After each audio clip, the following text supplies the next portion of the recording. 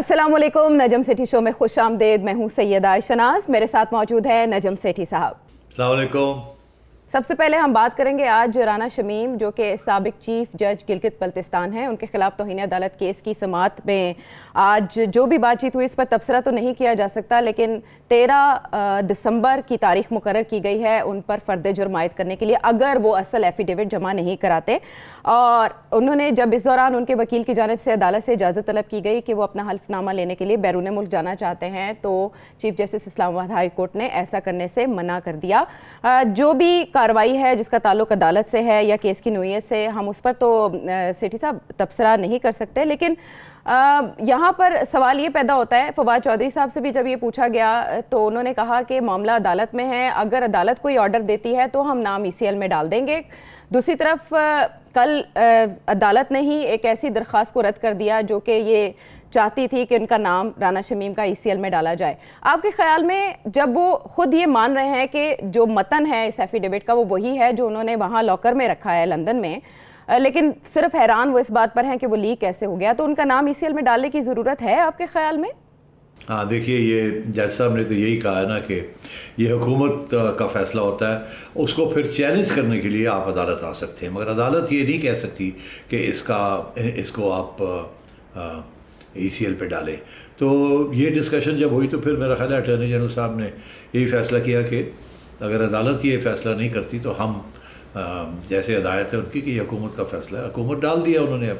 اب یہی ہوگا کہ اس کو چیلنج کیا جائے گا کہ آپ نے کیوں ڈالا، کیا وجہ ہے وغیرہ وغیرہ، تو پھر یہ عدالت کے پاس واپس آئے گا.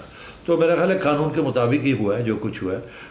حکومت نے یہ فیصلہ کیا ہے کہ ان کو ECL پہ ڈالنا ہے. اب ECL پہ ڈالنے کا مجھے سمجھ نہیں آئی کہ کیا ضرورت ہے اس کو ECL پہ ڈالنے کی. اس سے قبل بھی اگر وہ صاحب جو ہیں رانا صاحب اگر وہ ملک سے باہر جانا چاہتے تو ابھی تک تو ECL پہ نہیں تھے. ابھی بھی ہدایت کی گئی ہے، انٹیریئر منسٹری نے فیصلہ کرنا ہے کہ اس کو ڈالنا ہے کہ نہیں ڈالنا، اور پھر وہ چیلنج بھی ہو سکتا ہے. تو اتنی بڑی کنٹیمپٹ آف کورٹ اپلیکیشن میں ایک کیس میں میرا خیال ہے پہلی دفعہ ایسے ہے کہ حکومت نے کسی کو کہا کہ عدالت میں کہ آپ ECL پہ ڈال دیں. عام طور پہ تو اگر یہ کنٹیمپٹ آف کورٹ ہے تو یہ معاملہ ہے حکومت کا اور رانا صاحب کے درمیان. اس میں عدالت کا اور رانا صاحب کے درمیان کنٹیمپٹ آف کورٹ ہے. یہ کوئی کرمنل کیس نہیں ہے جس کے اندر گورنمنٹ نے الزام کو لگایا ہے. تو اس میں گورنمنٹ کی کارروائی کہاں سے آ گئی؟ اگر کسی نے کارروائی کرنی ہے تو وہ عدالت کرے گی. تو مجھے سمجھ نہیں آئی کہ کس بیسس کے اوپر اٹارنی جنرل صاحب نے یہ فیصلہ کیا ہے، کیونکہ حکومت از ناٹ انوالوڈ ان دس. یہ تو کیس عدالت کا ہے اور رانا صاحب کا ہے، تو کمپلیننٹ تو عدالت ہے. تو اس لیے میں سمجھتا ہوں کہ یہ بالکل ہی فضول سی بات ہے، کم پریشر ڈالنے کی بات ہے. میرا خیال ہے آپ کو پتہ ہی ہے کہ رانا صاحب نے ویسے بھی کہا ہے کہیں کہ ان کے اوپر بڑا پریشر ہے اور کچھ لوگ ان کو گاڑیوں میں چیس کرتے ہیں، پیچھا کرتے ہیں سو آن اینڈ سو فورتھ. ہاں، لیکن UK میں ان کے پوتے کو ہراس کرنے کی بھی بات انہوں نے کی کہ انہیں وہاں کیا جا رہا ہے. تو یہاں پر یہ آپشن بھی دیا گیا کہ پاکستانی ہائی کمیشن میں آپ جمع کرا دیں، وہاں سے ایفیڈیوٹ جو ہے اگر آپ چاہتے ہیں پاکستان لانا. لیکن سیٹھی صاحب جب ان سے یہ بات کی جا رہی تھی تو انہوں نے کہا کہ میں جس واقعے کا تذکرہ کر رہا ہوں وہ گلگت کی حدود میں ہوا، پاکستان سے وہ باہر ہے، لیکن وہ حقائق پر نثار صاحب جو سابق چیف جسٹس ہیں ان کا سامنا کرنے کو تیار ہے. آپ کے خیال میں کسی موڑ پہ یہ ضرورت پیش آئے گی کہ سابق چیف جسٹس کو بھی بلایا جائے؟ دیکھیے، میرا تو یہ خیال تھا کہ یہ کنٹیمپٹ آف کورٹ کا تو کیس بنتا ہی نہیں ہے. اور بائی دا وے وہ جو ایمیکس کیورے ہیں جو کہ فرینڈز آف دا کورٹ ہیں، جن کو عدالت نے یاد کیا ہے کہ آپ آئیں اور ہمیں کلیریفائی کریں کیا ایشوز ہیں، ہماری ہیلپ کریں کہ ہم اچھا فیصلہ کریں. ان میں سے تو بڑے لمبے چوڑے سوال ایک تو جن لوگوں کو بلایا فرینڈز آف دا کورٹ کو، ریما عمر صاحبہ ہیں اور صدیقی صاحب ہیں وغیرہ وغیرہ، فیصل صدیقی صاحب، انہوں نے تو لمبے چوڑے فریم فریم کر دیے. تو میں دیکھ رہا تھا وہ لمبے چوڑے سوال جو فریم ہوئے ان کو تو اس کے اوپر بحث کرتے ہوئے اور ڈسکس کرتے ہوئے تو میرا خیال ہے کم از کم 6 ماہ تو لگ ہی جائیں گے اگر ساری بات سامنے آنی ہے تو وہ. اور اس سے کچھ ایسے سوال بھی ہیں جس کا تعلق وہی ہے جو ہم ابھی بات کر رہے ہیں کہ کیا یہ کنٹیمپٹ بنتی بھی ہے کہ نہیں بنتی، اور کیا آخر میں یہ مسئلہ جو ہے یہ کیسے حل ہوگا. کمپلیکیٹڈ مسئلہ بنتا جا رہا ہے، اور اس میں پریس کی آزادی کا مسئلہ بھی بنے گا، پریس سورسز کا مسئلہ بھی بنے گا، اور سو آن اینڈ سو فورتھ. تو یہ میرا خیال ہے کہ آخر میں تو یہی ہوگا جو عوام کی بھی ڈیمانڈ ہے اور ہر ایک کی یہی ڈیمانڈ ہے کہ یہ مسئلہ جو ہے، ایک شخص ہے اس نے کہا کہ فلاں شخص نے میرے سامنے یہ بات کہی تھی. اب ایک شخص، دونوں ریٹائرڈ جسٹسز ہیں، ججز ہیں ایک جج دوسرے جج جیسا ہی ہوتا ہے at the end of the day. They ایک ون میں be more equal than others, but at the end of the day they are equal. تو یہ ان کے آپس میں درمیان ہے. اب اس میں کون سچ بول رہا ہے کون جھوٹ بول رہا ہے، یہ فیصلہ کرنا پڑے گا، اور اس فیصلے کے اوپر پھر آگے بات بڑھے گی. اس میں ثاقب نثار صاحب کو سامنے آنا پڑے گا، ان کو بھی سامنے آنا پڑے گا، دونوں کی انٹروگیشن ہوگی، اور دودھ کا دودھ اور پانی کا پانی کوشش کرنے کی کوشش کی جائے گی.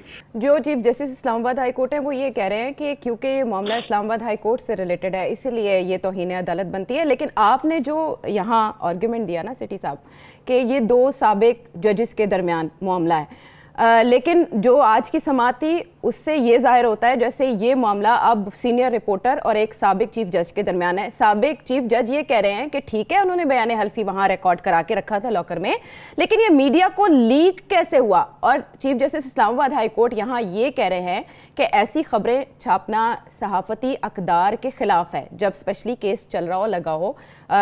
ٹائمنگ بھی اس کی بڑی اہم تھی نا اس کی اشاعت کی. یہ ان دونوں کے درمیان آپ کو نہیں لگتا کہ ایک ٹائی ہے؟ اب نیکسٹ سماعت پہ، اگلی سماعت پہ یہی ہو سکتا ہے کہ یا سینئر رپورٹر اور یا پھر سابق چیف جج کے خلاف کوئی بات ہے؟ نہیں میرا خیال ہے، دیکھیے میں نے ابھی آپ سے کہا کہ اس میں صرف یہ سوال نہیں اور بھی بڑے سوال کھڑے ہو گئے. تو یہ جب تک یہ سارے سوالوں کے جواب نہیں ملیں گے اور پھر ایک نچوڑ نہیں نکلے گا تو یہ کیس جو ہے یہ نہ ادھر جائے گا نہ ادھر جائے گا، گھومتا پھرتا رہے گا. یہ میں خود دیکھ رہا تھا جتنے سوال کھڑے ہو گئے ہیں اس کے ساتھ، اور بہت ہر سوال بڑی اہمیت ہے اس کی. اگر آپ وہ دیکھیں نا جو ٹرمز آف ریفرنس بنائی ہیں ایمکس کیورے نے، تو آپ کو سمجھ آئے گی کتنی کمپلیکیشنز ہیں اس کے اندر، اور ایسے ایسے سوال ہیں جن کے کچھ فیصلے پہلے آئے ہوئے ہیں، کچھ نئے فیصلے کرنے پڑیں گے. تو یہ ایک پینڈوراز باکس قسم کی چیز اب کھلنے جا رہی، بننے جا رہی ہے. اور یہ کنٹیمپٹ آف کورٹ جو ہے وہ اس میں صرف ایک حصہ ہے اس کا. اچھا، لیکن توہین عدالت کی کارروائی کے لیے اب فرد جرم جو ہے وہ عائد کر دی جائے گی. پیر کا دن ہے 13 دسمبر کا. اگر تو ایفیڈیوٹ آ گیا اور وہ وہی ہوا جو وہ کہہ رہے ہیں اس کے مطابق ہی ہوا تو ہم یہ سمجھتے ہیں توہین عدالت کی سزا نہیں ہوئی. لیکن اگر ہو جاتی ہے سیٹھی صاحب توہین عدالت کی سزا، تو اس سے جو یہ بیانیہ نون لیگ بلڈ کر رہی تھی کہ ان کو نواز شریف صاحب کو ایک سازش کے تحت ہٹایا گیا حکومت سے، اس پر کتنی ضرب پڑے گی؟ اور ان کے جو مقدمات اپیلیں چل رہی ہیں اس پر کیا اثرات ہو سکتے ہیں اس کے؟ دیکھیے میں سمجھتا ہوں کہ توہین عدالت کا کوئی تعلق نہیں ہے اس کی سچائی یا جھوٹ میں. اس کے اوپر تو فیصلہ نہیں ہونے جا رہا نا. فیصلہ تو یہ ہونے جا رہا ہے کہ آپ نے یہ خبر شائع کر کے عدلیہ کی عزت کو اچھاڑا ہے. تو اب بات یہ ہے کہ اس سے ساتھ سیاسی جو بیانیے چل رہے ہیں وہ تو اس میں کوئی فرق نہیں پڑے گا. انفیکٹ میرا خیال ہے جوڈیشری کا نقصان ہو جائے گا اس میں. وہ لوگ یہ کہیں گے کہ جوڈیشری چھپانے کی کوشش کر رہی ہے اصلی بات کو. کیوں نہیں ثاقب نثار کو سامنے لے کے آتے؟ کیوں نہیں ان دونوں کو کھڑا کرتے کٹہرے میں؟ کیوں نہیں ان سے پوچھتے؟ تو یہ کیا بات ہوئی کہ آپ نے ایک کی زبان بند کرنے کی کوشش کر دی؟ تو میں سمجھتا ہوں کہ اس میں بڑا سوچ سمجھ کے آگے چلنا چاہیے. اس وقت عوام کے اندر ایک بیانیہ ہے جو میں سمجھتا ہوں میجورٹی بیانیہ ہے، وہ یہ کہ عدلیہ جو ہے وہ سیاسی طور پہ بہت کچھ اس ملک میں ہوا ہے. وہ پہلے کی باتیں چھوڑ دیں. اس ملک میں جس طریقے سے نواز شریف صاحب کا جو عدلیہ کا سینئر عدلیہ کا رویہ خصوصاً کچھ ججز کا، اس کے اوپر تو بہت کچھ باتیں ہو چکی ہیں اور دن بدن دلیری کے ساتھ لوگ باتیں کر رہے ہیں. اور تو یہ رکے گا نہیں ایسے. یہ اسی سے سٹیج پہ رکے گا جب آپ اس کو سامنے لائیں گے اور دھلائیں گے اس کو، اور پھر پتہ چلے گا کیا بات ہوئی. اس کو چھپانے کے ساتھ، اس کو لڈ اوپر لگانے کے ساتھ، ڈائیورٹ کرنے کے ساتھ، یہ ڈائیورژن ہے. یہ میرے حساب سے کنٹیمپٹ آف کورٹ. آپ کا خیال ہے عدالتیں جو ہے اپنی عزت اس طریقے سے کراتی ہیں؟ عدالتیں اپنی عزت اپنی ججمنٹ سے کراتی ہیں، یہ نہیں کہ کسی کی زبان بند کرنے سے کراتی ہیں. 13 دسمبر کی سماعت پہ ہم نظر رکھیں گے اور اس پر پھر آپ کا تبصرہ جانیں گے فرد جرم عائد ہونے کے بعد. یہاں پر جب آگے بات ہم بڑھا رہے ہیں تو نواز شریف صاحب کے کیسز کی جب بات ہو تو ساتھ ہی آصف علی زرداری صاحب پہ جو کیسز ہیں آصف علی زرداری صاحب بھی ہمیں یاد آ جاتے ہیں, تو ذرا ان کا تذکرہ کر لیتے ہیں کہ وہ بڑے عرصے خاموش رہے, چھوٹی موٹی بات, چھوٹا موٹا کمنٹ کرتے تھے جو کہ ہیڈ لائنز کی زینت بنتا تھا, لیکن اب انہوں نے دبنگ انداز میں اینٹ سے اینٹ بجانے کی بات کی, وہ بھی لاہور میں بیٹھ کر. کس کی اینٹ سے اینٹ بجا رہے ہیں وہ ذرا آپ کو یہ سنواتے ہیں. کانسپریسی کی وجہ سے ایک خطرے میں ہے, دنیا پاکستان کو توڑنا چاہتی ہے اور ہم نے عہد کیا ہوا ہے پاکستان بچانے کا. ہم پاکستان کے لیے لڑیں گے, پاکستان کو بچائیں گے اور کامیاب ملک آپ کو بنائیں گے.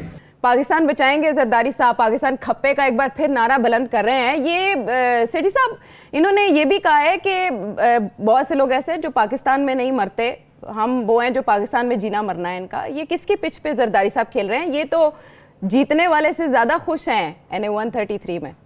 ہاں ایسے ہی لگتا ہے. وہ زرداری صاحب اس وقت اسٹیبلشمنٹ کو یہ بتانے کی کوشش کر رہے ہیں کہ اگر آپ نے کوئی پارٹنر لینا ہے تو ہم ریلائبل پارٹنر ہیں, ہم سے بات کیجئے, ہم ڈیلیور کر سکتے ہیں. اور یاد رہے کہ ایک وقت تھا جب کہ زرداری صاحب محترمہ کی وفات کے بعد, شہادت کے بعد, زرداری صاحب سے لوگ سمجھتے تھے سندھ میں اسپیشلی کہ زرداری صاحب بڑی ہارڈ لائن لیں گے, مگر زرداری صاحب نے اس وقت بھی وہ لوگ جو کہ اسٹیبلشمنٹ کے خلاف تھے ان کی سیاسی جماعت میں, جو اسٹیبلشمنٹ کے اوپر تنقید کر رہے تھے اور الزام لگا رہے تھے, زرداری صاحب نے اس وقت بھی ان کو روکا. اور اس وقت بھی زرداری صاحب نے یہ کہا پاکستان کھپے, جیسے ابھی آپ نے کہا. اور اس کے بعد جب وہ پاور میں آئے تو ٹھیک ہے, شروع میں انہوں نے جوڈیشری کی ریسٹوریشن کے اوپر کچھ پرابلمس تھے, تم تیار نہیں تھے. اعتزاز احسن صاحب نے کوشش کی ان کو سمجھانے کی, اور تو انہوں نے ریزسٹنس کی, مگر اس کے بعد پھر مان ہی گئے کہ ٹھیک ہے آ جائیں. اور بائی دا وے جیسے جب بھی چیف جسٹس صاحب آئے, افتخار چوہدری صاحب, انہوں نے کافی تنگ کیا زرداری صاحب کی حکومت کو, اس میں کوئی شک ہی نہیں ہے. ایک پرائم منسٹر کی چھٹی کرا دی اور ایک پرائم منسٹر بچ گیا, الیکشن آ گئی نہیں تو وہ بھی گیا تھا. تو بات یہ ہے کہ زرداری صاحب نے بہت مشکلات کا سامنا کیا ہے, 7-8 سال جیل بھی کاٹی ہے, اور اس کے بعد ان کو بیل بھی ہو گئی, پھر ان کو اجازت بھی مل گئی تھی مشرف کے زمانے میں باہر جانے کی, مگر وہ پھر آ گئے واپس. تو مطلب یہ ہے کہ یہ تو اس میں تو کوئی شک ہی نہیں ہے کہ وہ یہیں رہنا چاہتے ہیں اور یہیں ان کا فیوچر ہے. اور انہوں نے اپنے خاندان کو بھی تیار کر لیا ہے کہ محترمہ کے بعد ان کو آنا پڑا, مگر اس کے بعد بلاول تیار ہے اب. تو وہ اس چیز کے اوپر ڈٹے ہوئے ہیں, اور میرا خیال ہے انہوں نے کسی سٹیج پہ بھی زرداری صاحب نے اسٹیبلشمنٹ کو دھکا لگانے کی کوشش نہیں کی یا کمزور کرنے کی کوشش نہیں کی, بیکاز وہ خود سمجھتے ہیں کہ وہ ایک ریجنل لیڈر ہیں. محترمہ کے جانے کے بعد پہلی ایک الیکشن جیتے, اس کے بعد تو وہ جینیونلی ہار گئے, اور وہ چاہیں گے مین اسٹریم میں آنے کی کوشش کریں گے, ہر قسم کی کوشش کریں گے, اور انہوں نے کر کے دکھا دیا. وہ 32,000 ووٹ لینا کوئی چھوٹی بات تو نہیں تھی, جہاں 5 سال پہلے آپ نے 5-6 ہزار ووٹ لیے تھے. اور بالکل زرداری صاحب جو ہیں وہ اس وقت لاہور آ کے جو بیٹھے ہوئے ہیں, اور جو اسپیچ انہوں نے دی ہے مجھے سمجھ آتی ہے کہ ان کے ذہن میں کیا بات چل رہی ہے.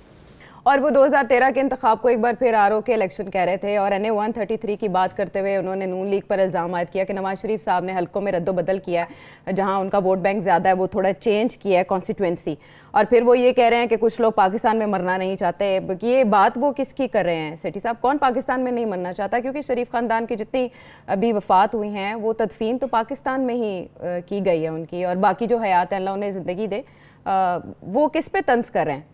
میرا خیال ہے وہ طنز میاں صاحب پہ کر رہے ہیں, کیونکہ جب یہاں تھے وہ اسپتال میں اور جیل میں ان کی طبیعت بڑی خراب تھی, تو اس لیے پھر ان کو باہر بھیجا گیا, اور وہ اس وقت تک واپس نہیں آئیں گے جب تک میرا خیال ہے کہ صورتحال ایسی سیاسی طور پہ نہیں بنتی جس میں ان کا خیال ہے میاں صاحب کا کہ انہیں فیئر پلینگ فیلڈ ملے اور ان کے خلاف کوئی ناجائز کارروائی نہ ہو, کیونکہ ان کا یہ موقف رہا ہے کہ ان کے ساتھ بڑی زیادتی ہوئی ہے.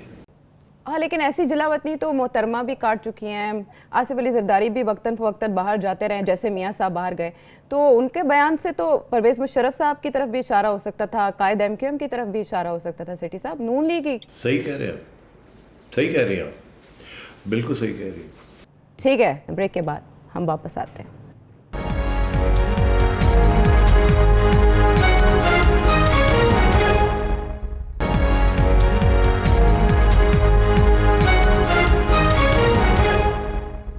Welcome back to the show. EVM और आई वोटिंग के हवाले से हुकूमत कानून बन जाने के बाद कितनी सीरियस है। सेठी साहब, इलेक्ट्रॉनिक वोटिंग मशीन और आई वोटिंग के लिए शेड्यूल इशू कर दिया गया है। टेंडर कब दिया जाएगा, कॉन्ट्रैक्ट देने की भी मंजूरी दे दी गई है, कब से प्रोवाइड करना शुरू कर दी जाएगी, कब परचेज की जाएगी, स्टाफ को ट्रेनिंग कब से देनी है। ये 15 दिसंबर से आगे ऑनवर्ड्स आप काम रेडी समझें। यानी हुकूमत डटी हुई है कि अगला इलेक्शन ईवीएम पर ही होगा और आई वोटिंग के लिए भी इकदाम करने का कह दिया गया है कि तमाम वजारतों जो मुतालिका हैं वो इलेक्शन कमीशन से ताउन करें, उन्हें फंड्स भी फराहम किए जाएंगे और ईवीएम वेयर हाउस के लिए H8 में जगह देने की हिदायत भी कर दी गई है वजारत मनसूबा बंदी को। इलेक्शन कमीशन के TORs को बेबुनियाद करार दे दिया है कैबिनेट ने। ऐसी सूरत हाल में कितना प्रेशराइज कर सकती है हुकूमत इलेक्शन कमीशन को कानून बन जाने के बाद, आपके ख्याल में? आयशा प्रेशराइज तो कर रही है ना, आप तो देख ही रहे हैं किस किस्म की बयानबाजी हो रही है इलेक्शन कमीशन के ख़िलाफ़। और फिर ये पहले के फ़ंड्स नहीं देंगे, अब शेड्यूल पूरा बना के दे दिया है। मेरा ख्याल है कि ये तो बिल्कुल ये तो तुले हुए हैं कि ये हम EVMs को लेके आएंगे। और जैसे मैंने कहा, मेरा ख्याल है इसमें इस्टेब्लिशमेंट भी उनके साथ है हुकूमत के, कि हुकूमत रहे या ना रहे, ये काम हमने करवाना है। मगर by the same criterion opposition और सिविल सोसाइटी इस चीज़ को समझती है कि EVMs नहीं होने चाहिए, और अगर होंगे भी तो तरीके के साथ फिर इंट्रोडक्शन होनी चाहिए। और मैं समझता हूँ कि इलेक्शन कमीशन ये बात नहीं मानेगी। इलेक्शन कमीशन के अपनी रूल्स एंड रेगुलेशंस हैं, उनकी अपनी रिट है। ये जो मर्जी एजेंडे करते रहे, इससे कोई फ़र्क नहीं पड़ेगा। ये पाबंद नहीं कर सकते इलेक्शन कमीशन को हुकूमत। तो ये प्रेशर टैक्टिक्स हैं। किसी स्टेज पे भी किसी चीज़ के ऊपर भी इलेक्शन कमीशन को ये कंपेल नहीं कर सकते कि आप करें। ये एक प्रेशर टैक्टिक है और ये प्रेशर टैक्टिक कामयाब नहीं होगा। इलेक्शन कमीशन ने ऑलरेडी बहुत से एतराज़ किए हैं और वो बिल्कुल इस एजेंडे के ऊपर नहीं चलेंगे, ये मेरी इतला के मुताबिक और मेरी असेसमेंट यही है। क्योंकि इलेक्शन कमीशन कन्विंस्ड है, उन्होंने जो इंटरनेशनल एक्सपर्ट्स को कंसल्ट किया है और पाकिस्तानी एक्सपर्ट्स को जो कंसल्ट किया है, और ये वाज़ेह है कि ये बिल्कुल एक फ्रॉडुलेंट किस्म का ये एजेंडा है और इसके साथ इलेक्शन रिग होनी है और तबाह हो जाएगी इलेक्शन। बिकॉज ये इम्प्लीमेंट ही नहीं कर सकेंगे, ये ट्रेनिंग ही नहीं कर सकेंगे, ये इसकी सफाई के साथ हो ही कुछ नहीं सकेगा। ये हर स्टेज पे ये एजेंडा टूट जाएगा। तो इसलिए मेरा ख्याल है कि ये सारे प्रेशर टैक्टिक्स और ये कामयाब नहीं होंगे। आप कह रहे हैं प्रेशर टैक्टिक्स कामयाब नहीं होंगे, लेकिन इस मामले में तो हम देख रहे हैं कि इलेक्शन कमीशन तन्हा ही जो थोड़ा बहुत कन्फ्रंट करना है वो कर रहा है। दूसरी तरफ जो अपोजिशन ने ऐलान किया था कि वो जितनी लेजिस्लेशन हुई उसको चैलेंज करेगी अदालतों में। इलेक्शन ये इससे रिलेटेड कानून साजी चैलेंज एक तरफ, जो चेयरमैन नैब को तोसी देने के हवाले से ऑर्डिनेंस था उसको भी चैलेंज करने की बात हुई। सेठी साहब, अपोजिशन आपको कहीं पे भी कोई हाथ पैर मारती दिखाई दे रही है कि वो इलेक्शन कमीशन के साथ खड़ी होगी इस मौक़िफ़ में? देखिए, ऑपोजिशन इसका उनका बुरा हाल है, लेट्स बी एडमिटेड। वो इत्तेफाक ही नहीं है उनके अंदर। नून लीग के अंदर इत्तेफाक नहीं है और PDM के अंदर मौलाना और नून लीग के साथ इत्तेफाक नहीं है। पीपल्स पार्टी पहले से निकल गई है, लोग मायूस हैं। और अब ये जब से इन्होंने ऐलान किया है कि जी हम मार्च में जाके लॉन्ग मार्च करेंगे, तो मतलब ये है कि इनको कुछ फैसले करने पड़ेंगे, नहीं तो ये हुकूमत जो है ये डंडे के ज़ोर के ऊपर ये सब कुछ करवा लेगी और इसको कोई आवाम का कोई फ़िक्र नहीं है। तो इसलिए अपोजिशन को अब सोचना पड़ेगा कि आर या पार वाली बात जो उनके अंदर ये डिस्कशन होती है कि आर या पार, और अभी मगर उसके ऊपर फैसला नहीं हो पा रहा है। और जो फैसले कर रहे हैं इसके साथ डिले ही हो रही है, इसके साथ कोई सॉलिड कोई चीज़ नज़र नहीं आ रही। और आवाम बाहर बैठी है, वो देख रही है, वो हुकूमत को तो गालियाँ दे रही है, पूरी अपोजिशन को भी अब गालियाँ पड़नी शुरू हो जाएंगी कि भाई आप क्या कर रहे हैं। और इन्होंने इनकी कारकर्दगी जहाँ तक इलेक्शन कमीशन है वहाँ भी कोई ख़ास अच्छी नहीं है। नैब के बारे में भी बड़े सुस्त पड़े हुए हैं, अदालतों के ऊपर भी चैलेंज नहीं कर रहे हैं। मुझे समझ नहीं आ रही कि अपोजिशन जो है वो इस वक्त कोई ख़ास अपोजिशन का रोल नहीं अदा कर रही। अब क्या बात है ये तो बाद में पता चलेगी। कुछ लोग कहते हैं कि इसलिए नहीं कर रही क्योंकि इस्टेब्लिशमेंट के साथ नेगोशिएशंस हो रही हैं और वो चाहते ये नहीं है कि डिस्टेबलाइज हो। कुछ लोग कहते हैं इस्टेब्लिशमेंट इनके साथ गेम खेल रही है और आज नहीं कल नहीं परसों इनको पता चल जाएगा। जब पता चलेगा उस वक्त पानी सर से गुजर गया होगा। तो मैं ये समझता हूँ कि ये दिसंबर का महीना बड़ा अहम है। इसके अंदर नवाज शरीफ साहब को कुछ फ़ैसले करने पड़ेंगे और उसके बाद फिर PDM को فیصلے کرنے پڑیں گے کہ یہ چلتی ہے یا نہیں چلتی. ابھی تک یہ ہو یہ رہا ہے کہ مولانا فیصلہ کر کے بیٹھے ہوئے ہیں، مگر نواز شریف صاحب جو ہیں انہوں نے کوئی فیصلے نمایاں طور پہ نہیں کیے. وہ سوچوں میں پڑے ہوئے کرنا کیا نہیں کرنا. نواز فیصلوں کا انتظار کیا جا رہا ہے. آر یا پار کا اعلان مریم نواز صاحبہ نے پچھلے سال کیا تھا، لیکن پی ڈی ایم کے کریڈٹ پر اس حکومت کے خلاف ہم ابھی تک کوئی کامیابی دیکھ نہیں رہے، بلکہ پی ڈی ایم کے فیصلوں کی وجہ سے حکومت مضبوط ہی ہوتی آ رہی ہے. جیسے کہ 23 مارچ کے فیصلے، جس کو کل آپ نے بھی تنقید کا نشانہ بنایا اور بتایا کہ ایسا فیصلہ کیوں لیا گیا. سیٹھی صاحب، شیخ رشید صاحب کہہ رہے ہیں کہ تاریخ بدلیں. پی ڈی ایم کو انہوں نے کہا ہے کیونکہ پیریڈ ہوتی ہے اس دن، قومی دن ہے، اور اپریل تک لے جائیں اگر آپ کو لانگ مارچ کا شوق ہے، آپ نے کرنا ہی ہے. آپ کے خیال میں پی ڈی ایم اس تاریخ کو بدلے گی؟ دیکھیے، میرا خیال ہے کہ یہ ایسے ہی انہوں نے تاریخ، میں نے کل بھی شاید اپنے پروگرام میں یہ کہا تھا کہ یہ ڈیلینگ ٹیکٹکس ہے. یہ جو ہے نا کہ 23 مارچ کو، یہ ایک سمبولک سی چیز ہے. جیسے عمران خان صاحب نے اپنا دھرنا اگست میں 14 اگست کو لانچ کیا تھا، آزادی مارچ، آپ کو یاد ہوگا. تو یہ بھی اسی طریقے کا انہوں نے جمہوریت کے دن، جس دن آئین امپلیمنٹ ہوئی تھی 1973 میں، تو انہوں نے بھی وہی اسی قسم کا ایک نیوٹرل سی کا دن ایسا استعمال کیا ہے. اب بات یہ ہے کہ یہ مارچ میں اگر لانگ مارچ ہونی ہے تو یہ پھر کہیں نہیں جانی. یہ لانگ مارچ یہ پہلے فارغ ہے. یہ فرینکلی اس کی وجہ ہے کہ مارچ میں لانگ مارچ ہونی ہے، تو اور اس کے بعد آپ کا خیال ہے آپ لانگ مارچ سے گورنمنٹ کو گرائیں گے تو آج کیوں نہیں گرا سکتے؟ تو اس وقت کیسے گرائیں گے آپ؟ آج آپ ریزگنیشن کرنے کے لیے تیار نہیں تو اس وقت ریزگنیشن کرنے کے لیے کیسے تیار ہو جائیں گے؟ تو یہ مطلب ہے مجھے یہ ڈیلینگ ٹیکٹکس ہے، اور کچھ اور سوچ رہے ہیں مگر وہ بات بن نہیں رہی ہے ان کی. تو اب مارچ میں اگر یہ کامیاب بھی ہو جاتے ہیں، لیٹس سے گورنمنٹ گرا دیتے ہیں اینڈ آف مارچ تک، کوئی کچھ ہوتا ہے، یہ ہوتا ہے وہ ہوتا ہے، گورنمنٹ گر جائے، تو اس کے بعد پھر اگلی حکومت کیا 1.5 سال کے لیے آئے گی؟ یا اگلی حکومت جو ہے وہ نیا ووٹ آف کانفیڈنس ہوگا، ایک نئی حکومت آئے گی اور وہ آ کے پھر ڈیزالو کرے گی، اور پھر اگلے الیکشن کیا جولائی میں جا کے الیکشن ہوں گے. پھر وہی پرانے مسئلے کھڑے ہو جائیں گے، بارشیں ہو گئی ہیں جی، گرمی ہو گئی ہے جی، کچھ ایسی چیزیں شروع ہو جائیں گی. تو بات یہ ہے کہ یہ 23 مارچ میں آج آپ کو کہہ رہا ہوں، یہ یاد رکھیے گا، یہ 23 مارچ کو لانگ مارچ نہیں ہوگی. اگر یا ہوگی تو اس سے پہلے ہوگی یا نہیں ہوگی. 23 مارچ کو مارچ نہیں ہوگا، سیٹھی صاحب کی یہ پریڈکشن ہے. اچھا سیٹھی صاحب، پی ڈی ایم نے جو فیصلے کیے صرف مارچ کا ہی فیصلہ انہوں نے کیا. استعفوں پر تو انہوں نے کہا وقت آنے پر یہ کارڈ کھیلا جائے گا. تو پیپلز پارٹی کو پھر اس لانگ مارچ کا حصہ بنانے میں کیا مذائقہ ہے؟ استعفوں پر یہ اعتراض تھا نا پیپلز پارٹی کا. جی ہاں، اسی پہ ہے. اور میرا خیال ہے کہ نون لیگ کے اندر بھی یہ مسئلے ہیں استعفوں کے اوپر. پہلے تو یہ تھا نا کہ پی ڈی ایم کے اندر ایک طرف یہ لوگ تھے اور دوسری طرف پیپلز پارٹی تھی. اب میرا خیال ہے کہ نون لیگ کے اندر بھی ایشوز ہیں. سارے لوگ اتفاق نہیں کرتے کہ ریزگنیشن دینے چاہیے کہ نہیں، کیونکہ پھر اگلے سوال کھڑا ہو جاتا نا کہ اگر ریزگنیشن کے ساتھ آپ حکومت کو نہیں گرا سکتے تو پھر آپ کہاں جائیں گے؟ پھر وہ بائی الیکشن ہو جائیں گے تو اس کے اندر پھر آپ بوائیکاٹ کریں گے، یا اگر لڑیں گے تو پھر فائدہ کیا ہوا ریزائن کرنے کا؟ اور اگر بوائیکاٹ کریں گے تو وہ پھر اسمبلی اور بھی ان کی تکڑی ہو جائے گی، وہ تو پھر اگلی الیکشن بھی یہ ای وی ایمس کے ذریعے ڈرنک کر لیں گے، آپ تو بالکل فارغ ہو جائیں گے. تو یہ ریزگنیشنز جو ہے نا، یہ بات بنتی نہیں ہے. اس کے ساتھ بات اس وقت بنتی ہے جب آپ گرا لیں گورنمنٹ کو. اگر آپ سمجھتے ہیں ریزگنیشن کے ساتھ آپ گورنمنٹ گرا لیں گے تو پھر اگلا بتائیں نا. ریزگنیشن کر کے گھر آ کے بیٹھ جائیں گے، کیا کریں گے اس کے بعد؟ کس طریقے سے گورنمنٹ کو گرائیں گے؟ گورنمنٹ صرف ریزگنیشن سے نہیں ڈرتی.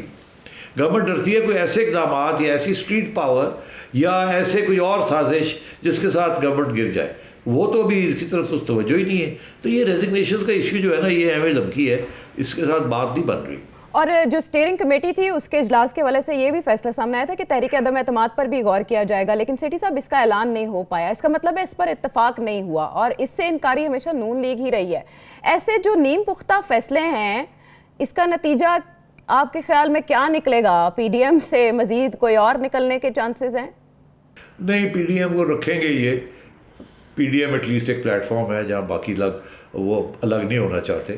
اب مولانا الگ ہو گئے تو اس سے مولانا کو کیا ملے گا؟ کم از کم یہ بڑا پلیٹ فارم ہے ان کے لیے. اور نواز شریف صاحب بالکل الگ نہیں ہونے دیں گے مولانا کو، رکھیں گے ساتھ. تو میرا خیال ہے یہ جو ساری انسرٹنٹی ہے نا عائشہ، یہ دسمبر کے آخر جنوری تک یہ کلیئر ہو جائے گی. اصلی بات جو ہے نا پھر آپ کو اس وقت سمجھ آئے گی. ابھی میرا خیال ہے بیہائنڈ دا سینس کچھ توقعات ہیں، کچھ نیگوسیشنز ہیں، کچھ آپس میں ڈسکشنز ہیں، وہ چل رہی ہیں ان کی. اسی لیے اتفاق نہیں ہو پا رہا اور کلیئرٹی نہیں ہے.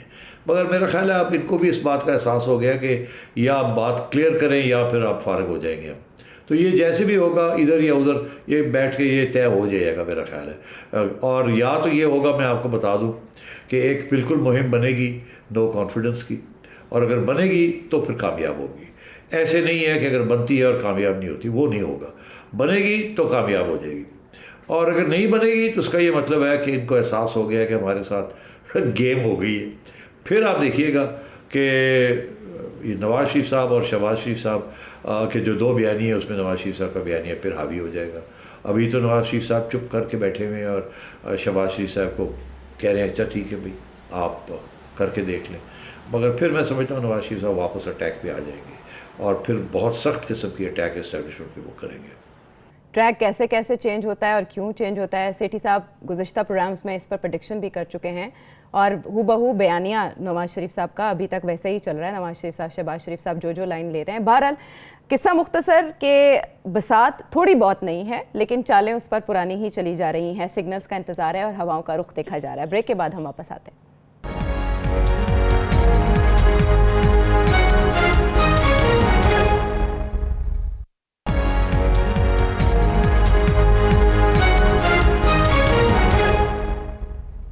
ویلکم بیک ٹو دا شو. اب بات کچھ کرکٹ سے ریلیٹڈ کریں گے، کیونکہ ایشو ایسا ہے جو کہ عدالت میں چلا گیا ہے. پی سی بی کی جانب سے قومی ٹیم کی سیریز کے نشریاتی حقوق کسی پرائیویٹ چینل کو دینے کے مسئلے پر پی ٹی وی جو کہ ہمارا سرکاری ٹی وی ہے، اس نے chairman P C B Ramiz Raja کو قانونی نوٹس بھجوایا ہے.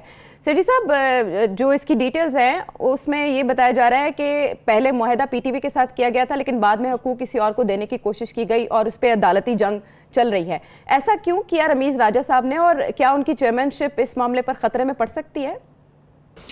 یہ بڑا امپورٹنٹ سوال ہے. میں آپ کو تھوڑی سی بیک گراؤنڈ بتا دوں. یہ امپورٹنٹ چیز ہے کہ یہ پہلی دفعہ یہ اس قسم کا معاہدہ احسان مانی صاحب کے زمانے میں یہ ہوا کہ جس میں ساری یہ رائٹس تھی، کمرشل رائٹس جو تھی پی ٹی وی کو دے دی گئی، اور پی ٹی وی کے ساتھ ایک نیا پارٹنر کھڑا کر دیا گیا، اور وہ پارٹنر تھا کیبل آپریٹرز کا جو تنظیم ہے. کیونکہ کیبل کے ذریعے بہت سی ڈسٹریبیوشن ہونی تھی، اور کیونکہ $200 ملین کی یہ بات کر رہے تھے، تو یہ پی ٹی وی تو دے نہیں سکتا تھا کیونکہ کمرشل اتنی اس کی ویلیو نہیں تھی. مگر انہوں نے کہا کہ یہ جو کیبل آپریٹرز ہیں یہ جہاں جہاں یہ دکھائیں گے تو اس میں ہم ان سے بھی پیسے لیں گے. اور انہوں نے یہ 3 وے ایگریمنٹ کی تھی. اس ایگریمنٹ کے پیچھے دو اہم شخصیات تھیں جنہوں نے یہ ایگریمنٹ کروائی تھی. یہ ایگریمنٹ کروائی تھی prime minister of Pakistan Imran Khan صاحب نے، اور عاصم باجوہ صاحب جو اس وقت سپیک کے ہیڈ تھے، مگر ایک زمانے میں اس وقت وہ پرائم منسٹر کے میڈیا ایڈوائزر بھی تھے. تو ان کے ہوتے ہوئے یہ پورا ایک فنکشن ہوا جہاں یہ معاہدہ کیا گیا. اور ہم سب جو ہم اندر کی بات جو جانتے ہیں پی سی بی کے بارے میں، ہم سب نے یہ کہا کہ یہ بالکل حماقت ہے، یہ نہیں چل سکتا، آپ کو یہ پیسے نہیں ملیں گے. اس کی 2 وجوہات ہیں پی سی بی والوں. ایک تو یہ کہ پی ٹی وی ڈیفالٹ کرے گا. P T V already default میں ہے، انہوں نے اربوں روپے لوگوں کے دینے ہیں، اور حکومت سے اتنے پیسے نہیں ملتے، اور وہ معاملے چل رہے ہیں. انہوں نے بھی انٹرنیشنل چینلز کے بھی پیسے دینے ہیں، تو وہ آپ کو کہاں سے یہ پیسے دیں گے؟ میں نے خود پی ٹی وی کے ساتھ اپنے دور میں نیگوسیشن کی ہے. وہ تو 8-10 کروڑ روپیہ نہیں دے سکتے. ان کے پاس تو اس قسم کی پرابلمز ہیں، ان کے جو اتنے خرچے ہیں اور مائنس میں وہ جا رہے ہیں. وہ کہاں سے وہ پیسے آئیں گے؟ وہ کھا جائیں گے، وہ آپ کو نہیں ملے گا کچھ بھی، اور کوئی نہ کوئی وجہ بن جائے گی. تو یہ پی ٹی وی تو ایک ایسا ادارہ ہے جس کے کمرشل بالکل جسے کہتے ہیں نا کہ جیسے باقی اسٹیٹ اونڈ انٹرپرائزز ہیں وہ لاس میں ہیں، تو وہ آپ کو پیسے کہاں سے دے گا؟ اسی طرح وہ جو کیبل آپریٹرز ہیں وہ تو انہوں نے تو یہ آج تک کسی کو ایک دھیلا نہیں دیا. وہ تو سارا کچھ ان کا کچے میں ہوتا ہے، best frankly to be honest. تو اب بات یہ ہے کہ ان کے ساتھ آپ یہ معاہدہ کر رہے ہیں. تو یہ سارا ڈرامہ تھا، اور یہ بالکل غلط قسم کے فیصلے ہوئے. یہ جو نارمل فیصلے ہوتے ہیں کہ آکشن کیے جاتے ہیں اور کمرشل لوگوں کے ساتھ یہ بات ہوتی ہے. اگر پی ٹی وی نے حصہ دینا ہے، لگانا ہے، تو کسی کمرشل اینٹی کے ساتھ لگائے. پرانے زمانے میں 10 اسٹار 10 اسپورٹس کے ساتھ لگاتے تھے، سونی کے ساتھ کرتے تھے، مل کے آتے تھے، سو آن اینڈ سو فورتھ. اور نہیں تو کوئی اور لے جاتا تھا تو ان کے ساتھ وہ بعد میں اپنا معاہدہ کر لیتا تھا کہ اتنا ہم آپ کو دیں گے رائٹس، اور آپ پھر اتنے جنریٹ کریں گے. یہ ان کے آپس میں پرائیویٹ چیزیں ہوتی تھیں. پی سی بی اس قسم کی 3 وے نانسنس کے اندر آج تک کبھی نہیں گیا.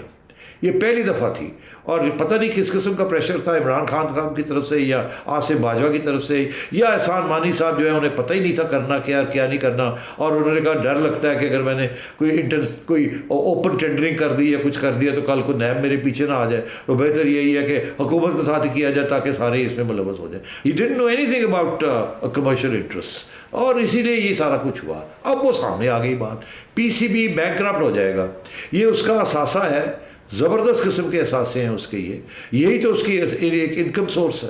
اور اب جا کے وہ پھنس گئے ہیں یہاں. اب رمیز راجہ صاحب آئے، انہوں نے دیکھا یار یہ کیا ہو گیا، اب وہ کیا کریں، پرائم منسٹر کے پاس جا نہیں سکتے کیونکہ پرائم منسٹر تو خود منہ کو زبردستی انگوٹھے لگوائے ہوئے ہیں پی ٹی وی کے کو آگے کر کے، تو اب وہ کیا کریں گے. تو انہوں نے یہی کہا کہ یہ تو چل نہیں سکتا ہے، اب آگے اتنا کچھ ہونے جا رہا ہے، آگے پی ایس ایل ہونے جا رہی ہے، آگے West Indies, Australia, New Zealand, England, یہ سارے لوگ آ رہے ہیں یار، بہت بڑے یہ پیسے کمانے کا وقت ہے، یہی تو وقت ہوتا ہے. اور پیسے سارے پی ٹی وی کما جائے گا اور کیبل آپریٹرز کما جائے گا، پی سی بی کہہ رہا ہوں، پی ٹی وی کما جائے گا، پی سی بی کو ملنا کچھ نہیں. تو یہ تو بینکرپسی کی طرف جا رہے ہیں. تو رمیز راجہ صاحب نے صحیح کیا ہے کہ یار یہ نہیں چل سکتا، ہم اس کو چیلنج کرتے ہیں. اب وہ چیلنج کرنے جا رہے ہیں تو ادھر سے پی ٹی وی ظاہر ہے انہوں نے اسٹے آرڈر لے لیے. یہ لڑائی جھگڑے شروع ہو گئے ہیں. یہ پرائم منسٹر صاحب کو بیٹھ کے اس کو سارٹ آؤٹ کرنا چاہیے، پی سی بی کو آزاد کرنا چاہیے، پی ٹی وی کی چھٹی کرانی چاہیے، اور پی ٹی وی کو کہنا چاہیے جاؤ اپنے پاؤں پہ کھڑے ہونے کی کوشش کرو، پی سی بی کے اوپر ان کے پیسے جو ہے اپنے جیب میں مت ڈالنے کی کوشش کرو. مگر کیا یہ ایسے ہوگا؟ میں سمجھتا ہوں پی سی بی کی تباہی کا راستہ مجھے نظر آ رہا ہے اس وقت.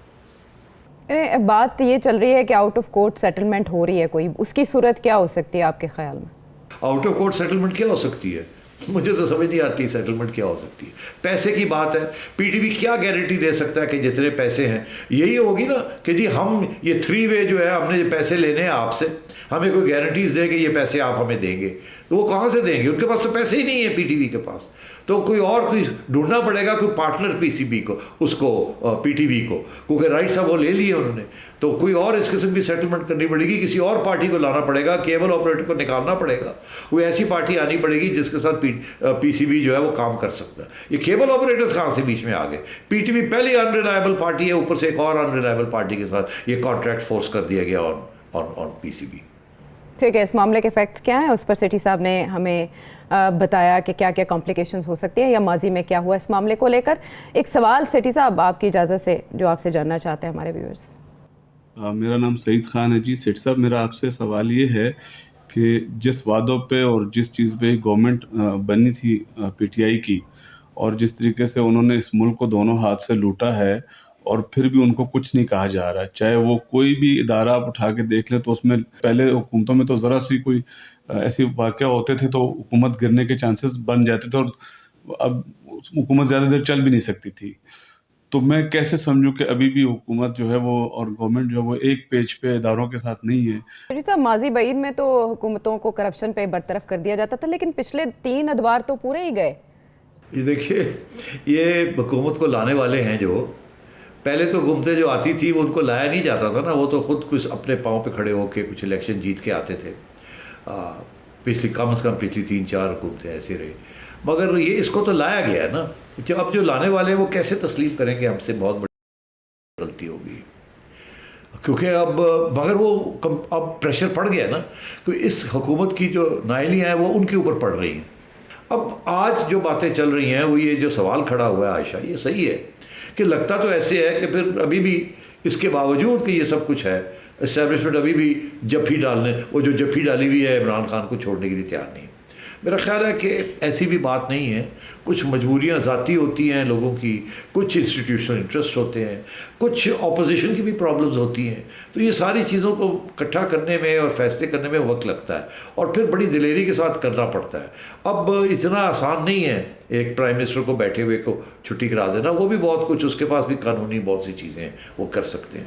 تو اس لیے یہ جیسے کہتے ہیں نا پیچا لڑا ہوا ہے، ابھی تک پھنسا ہوا ہے.